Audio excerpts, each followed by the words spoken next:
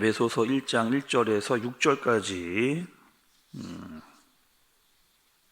말씀입니다.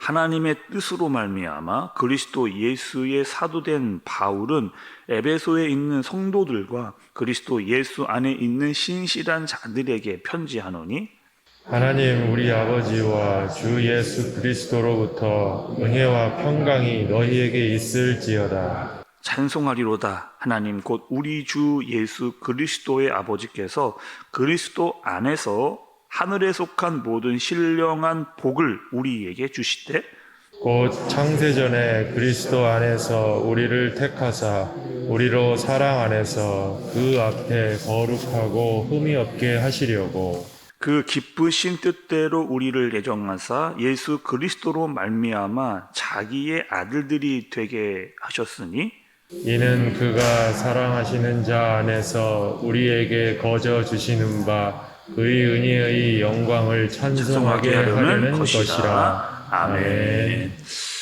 9월 첫째 주일입니다. 첫째 날입니다. 여러분, 우리가 기도했듯이 또 한 달을 주님께 잘 또 의지하고 의탁하는 그런 한 달 되어지기를 간절히 소원합니다. 날씨가 선선해졌습니다. 또 우리의 영성이 깊어질 때인데 하나님께로 더 가까이 나아가는 우리 새벽을 깨우는 우리 귀한 성도님들 되어지시기를 주님의 이름으로 축복합니다.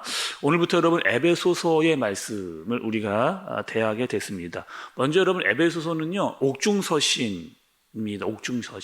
옥중서신은 신약에 보면 4권이 있는데 에베소서, 빌립보서, 빌레몬서, 그리고 골로새서, 이렇게가 옥중 서신이죠. 그리고 바울이 감옥에 있을 때 그 각 교회들마다 썼던 그런 편지라고 할 수가 있습니다.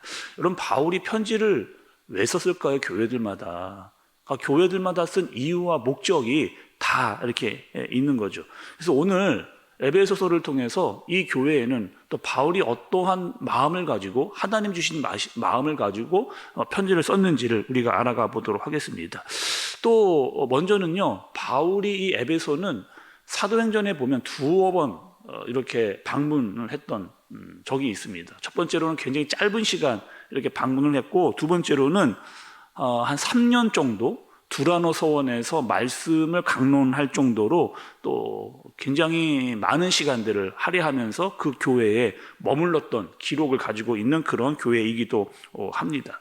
먼저 여러분, 그 에베소 교회를 말씀드리기에 앞서서 에베소라고 하는 지역이 어떠한 지역이었는가를 좀 우리가 알면 그 교회에 대해서 이해하기가 더 쉽습니다. 먼저 이 에베소는요, 로마가 중요하게 여겼던 도시들 중에 한 곳이라는 것을 알 수가 있어요. 또 지금으로 말하면 그 터키의 서해안 쪽에 속해져 있는 그런 나라이고, 또 항구 도시입니다. 그래서 웬만한 그 로마에서 출발한 배들이 거의 이 지역을 다 거쳐서 가는 그런 항구 도시면서 굉장히 많은 사람이 들락날락 거렸던 그런 도시. 그러다 보니까 사람들이 들어오고 나가면서 상업과 문화가 굉장히 발달되어져 있는 그런 도시입니다.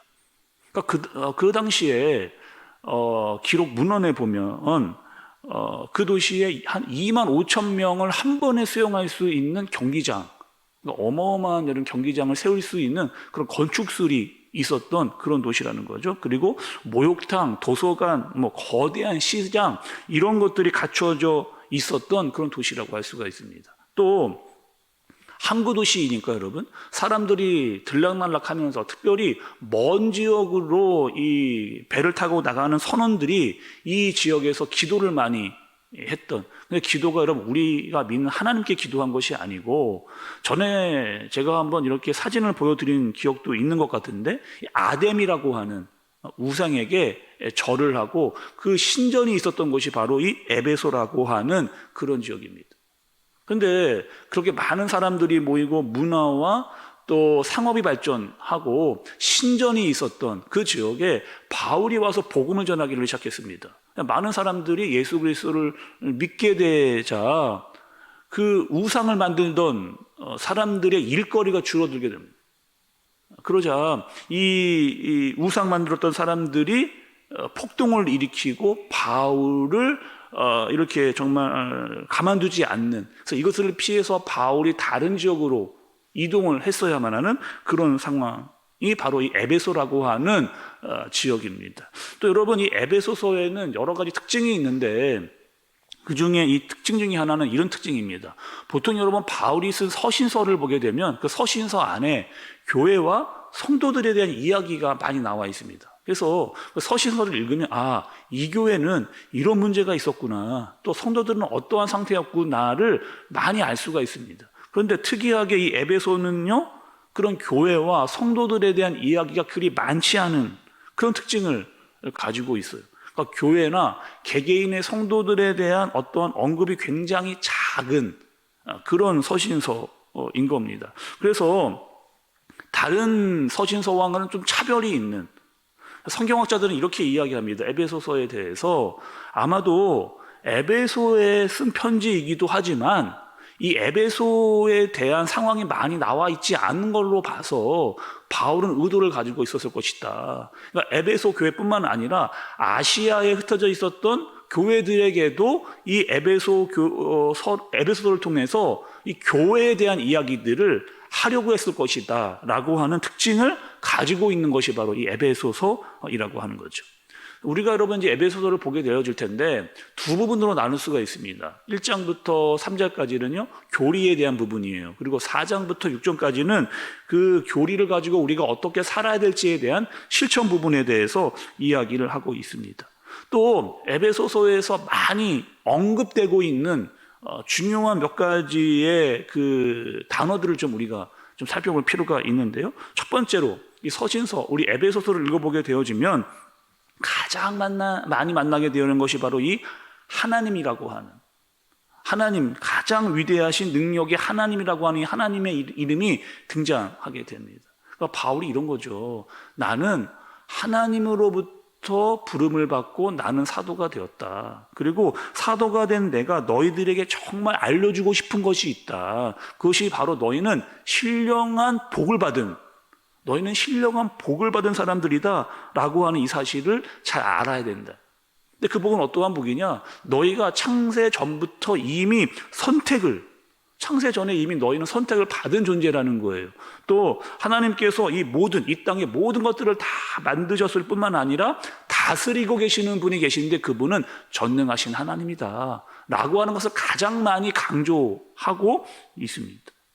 두 번째는요, 첫 번째는 하나님에 대해서, 두 번째는 은혜에 대해서 이야기를 합니다. 은혜는 여러분 이런 거잖아요.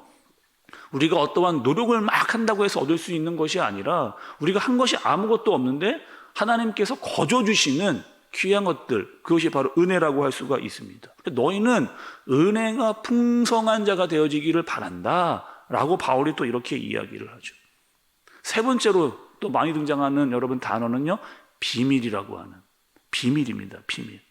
에베소서에 6번 정도 사용을 했는데 이 비밀이라는 건 이런 거죠. 너희는 하나님께서 주시는 비밀이 있다는 거예요. 그러니까 하나님을 믿지 않는 자에게는 알 수도 없는데 하나님을 믿는 너희에게 주어진 비밀, 그것을 너희들에게 알려줬다 이야기를 합니다. 그리고 그 비밀은 그리스도 안에 있을 때만 너희가 그 비밀들을 알고 깨달을 수 있다. 특별히 그리스도 안에 있을 때 은혜와 평강이 너희에게 있을 것이고 또 그리스도 안에 있을 때 교회가 바로 세워져 갈 수 있다라고 하는 사실을 이 에베소서에서 바울이 계속해서 강조하고 있는 말씀이라고 할 수가 있겠습니다. 여러분 오늘 말씀, 여러분 3절의 말씀을 좀 보시죠. 3절.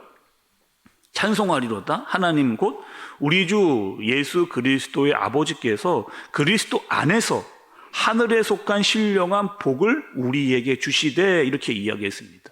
여기서 그러면 신령한 복이라고 이야기하는 것은 구원입니다.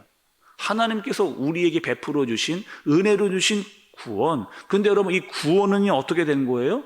하나님께서 주권적인 선택으로 말미암아 주신 겁니다. 내가 구원해 주십시오라고 주신 것이 아니고 하나님께서 일방적으로 주권을 가지고 선택을 해서 주신 것. 예를 한번 들어보겠습니다, 여러분. 예를 들어보면 이런 거죠. 하나님께서 이스라엘 백성들을 선택을 하셨거든요. 근데 이스라엘 백성들이 뭔가를 뭐 잘하거나 특별해서 이스라엘을 선택한 것이 아니라 하나님께서 일방적으로 그들을 선택을 해서 이들을 하나님의 제사장 나라를 삼으려고 하셨던 것을 알 수가 여러분 있는 거죠. 뿐만 아니라 구약에서 이스라엘 선택했을 뿐만 아니라 그 구원은 신약에 와서도, 그리고 이제는 그 이스라엘을 뛰어넘어서 온 세계에 또 하나님을 믿는 자들을 하나님께서 선택하셨다라고 하는 것을 말씀이 우리에게 알려주고 계신 겁니다. 기독교 교리를 세웠던 칼빈은요, 하나님의 이 선택, 왜 누구는 선택을 하고 누구는 선택하지 않았을까에 대한 이 선택의 교리에 있어서 칼빈은 이렇게 이야기를 했습니다. 여러분 잘 한번 들어보세요. 비록 우리는 논증이나 추론을 통해서 왜 하나님이 창세 전에 우리를 선택하셨는지 다 이해할 수 없습니다. 그러나 우리는 우리에게 그 선택을 선포하신 하나님의 말씀으로 우리는 그것을 알게 됩니다. 그리고 우리는 믿음의 눈을 뜰 때 체험으로 그것을 충분히 알 수 있게 되어집니다. 이렇게. 그러니까 하나님께서 우리를 왜 선택했는지에 대해서는 우리가 다 이해할 수 없지만 하나님께서 우리를 선택해서 하나님의 백성을 삼아 주었다라고 하는 사실을 믿음이 있는 자는 알고 있다는 거예요. 그리고 우리는 하나님의 선택을 받은 자로 살고 있으면서 하나님이 이 선택을 끝까지 포기하지 않는다라고 하는 것을 믿음으로 아는 사람들이다라고 칼빈은 이야기를 한 겁니다. 근데 중요한 사실은 여러분, 선택을 받았으니까 이제 끝이 아닙니다. 하나님께서 선택하신 이유를 알고 하나님의 백성으로 살아야 된다라고 하나님 우리에게 이야기를 하고 계신 거죠. 그러니까 우리가 가지고 있는 여러분 신앙은요, 그냥 잘 먹고 잘 살기 위한 신앙이 아닙니다. 그저 그냥 마음이 편하기 위해서 가지고 있는 그런 신앙이 아니라는 거예요. 하나님께서 나를 선택하신 이유와 목적을 알고 살아가는 겁니다. 그리고 그 목적은 하나님께서 거룩하신 분이 우리가 거룩한 하나님의 사람으로 살아가기를 하나님께서 바라시는 거죠. 그 영광을 돌려라, 이렇게 말씀을 하고 계십니다. 여러분 5절과 6절의 말씀을 한번 볼게요. 그의 기쁘신 뜻대로 우리를 예정하사 예수 그리스도로 말미암아 자기의 아들들이 되게 하셨으니 이는 그가 사랑하시는 자 안에서 우리에게 거저 주시는 바 그의 은혜의 영광을 찬송하게 하려는 것이라, 이렇게 이야기하고요. 오늘 여러분 말씀을 좀 정리해서 말씀을 좀 드리겠습니다. 여러분 우리는 어떠한 사람들이냐? 우리는 신령한 복을 받은 사람들. 하나님께서 주권적인 선택을 통해서 우리를 선택하셨습니다. 그리고 우리는 그것을 믿음으로 말미암아 알고 있는 거죠. 그리고 우리는 나를 선택해 주시고 축복 주신 것에 대해서만 알고 있는 것이 아니라 이것을 하나님께 감사와 영광을 돌릴 수 있는 사람으로 살아야 된다라고 이렇게 말씀이 우리에게 이야기하는 겁니다. 위대하신 하나님, 전능하신 하나님, 그분이 나를 창세 전부터 선택을 해서 지금까지 인도해 주셨다라고 하는 사실을 깨닫게 되어지면 우리는 하나님을 찬양하고 그분을 영광을 돌릴 수 있어야 된다라고 그렇게 우리에게 알려주시는 거죠. 여러분 오늘 하루 또 이 새벽 특별히 하나님께서 우리에게 신령한 복을 주셨다라고 하는, 우리는 이미 복을 받은 사람이라고 하는, 하나님께서 나를 선택하셨다라고 하는 이 복을 누리는 저와 여러분들 되어지시길 바랍니다. 특별히 죄의 문제를 하나님께서 해결하시고 하나님의 백성 삼아서 여전히 하나님의 인도와 섭리로 우리를 이끌고 가고 있다는 사실을 깨닫고 날마다 하나님이 주시는 은혜와 능력을 경험하면서 신령한 복에 대한 의미를 더 깊이 깨달을 수 있는 저와 여러분들 되어지시기를 예수님의 이름으로 축복합니다. 기도하겠습니다. 하나님 아버지, 우리를 한 사람 한 사람 선택해 주시고 또 우리를 지금까지 인도해 주신 것에 대한 감사와 찬양과 경배를 올려드립니다. 또 우리에게 믿음을 주시고 하나님의 말씀을 통해 하나님의 뜻의 비밀을 알아갈 수 있도록 해주신 것도 감사를 드립니다. 날마다 살아가는 날 동안 주님 안에서 더 많은 말씀의 비밀과 축복과 평강을 누리며 살아갈 수 있도록 인도하여 주옵소서. 믿음이 없는 자, 세상에서는 알 수 없는 그 평안을 누리고 깨닫고 알고 살아갈 수 있도록 주님께서 인도하여 주옵소서. 그리하여 오늘 하루 더 많이 감사하고 하나님께 찬양과 영광을 돌리는 삶을 살아가도록 인도하여 주옵소서. 예수님의 이름으로 기도드리옵나이다. 아멘.